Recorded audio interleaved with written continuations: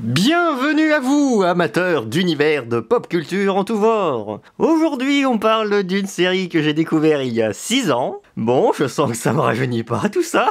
Et terminée depuis 13 ans. Ouais, bon, la série n'est pas plus jeune. Bref, aujourd'hui, on va rêver et parler du cœur à ses raisons.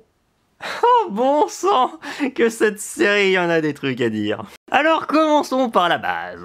Alors, c'est quoi ce bordel que vous voyez à l'écran et qui vous fait vous questionner sur beaucoup de choses si vous ne la connaissez pas? Eh bien, cette série télévisée est québécoise, diffusée entre 2005 et 2007 sur TVA. Eh bien, je vous dis des informations que j'ai pu glaner, car il m'a fallu quand même 2 ans pour découvrir que cette série, c'était québécois. Alors qu'il y avait plein d'indices évidents. D'ailleurs, dans mes sources, une partie vient de Wikipédia, d'une vidéo sympa sur Arte, et de quelques infos droite à gauche que j'ai récoltées. Mais bon, la vidéo, elle est là pour vous épargner ces recherches. Bref, c'est quoi le principe de cette série si atypique? Eh bien, c'est une série méta.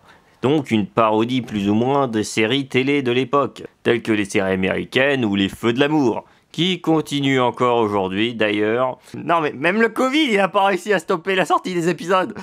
Ok, je digresse, retournons au sujet principal. Cette série, du coup, c'est une petite vengeance sympa des Québécois vis-à-vis des séries télé américaines, qui les ont gavés avec leur narration ridicule, mais aussi une petite vengeance pour les petits Frenchies que nous sommes. Car oui, dans cette série, ils se moquent aussi de nos doublages, à l'accent parisien et des traductions boiteuses qu'ils devaient se manger à la télé. Car j'avoue que voir un Américain avec une voix française, quand on est Québécois, ça doit être vachement ridicule. Un second degré que je n'ai compris qu'une fois que j'ai saisi que cette série n'était pas française. Mais comment leur en vouloir quand nous on fait pas mieux quand il s'agit de parler d'eux? Cette bonne guerre est pas méchant. Ayant vécu 3 ans là-bas, l'accent et les expressions ne me semblent plus si choquantes. Déjà qu'elles ne m'avaient pas vraiment choqué de base. En tout cas, je vous conseille cette série si vous êtes amateur d'humour absurde. Pour vous donner un exemple assez vieux, chez nous c'est un peu comme les sketchs des Inconnus, sauf que là c'est une série. Et là, celle s'est terminée au bout de 3 saisons à cause d'une baisse d'audience. Pourtant, je trouvais qu'ils arrivaient bien à se renouveler dans le scénario. Et les gags toujours plus imprévisibles, même si j'admets que parfois certains étaient assez lourdingues. Mais le ton et la narration grotesque étaient volontaires de toute façon. Pour moi, dans la globalité, je trouve que beaucoup de moments sont assez mémorables, et une source immense de mèmes pour les connaisseurs. Et du coup, je vous la conseille, malgré que certains vous diront que c'est une perte sèche de temps. Je n'aurai qu'une chose en réponse à dire, c'est ne les écoutez pas, faites-vous votre avis. Si vous accrochez à cet humour, n'en ayez pas honte. On a tous une affinité différente avec l'humour, c'est bien pour ça que je ne vous force pas à l'apprécier.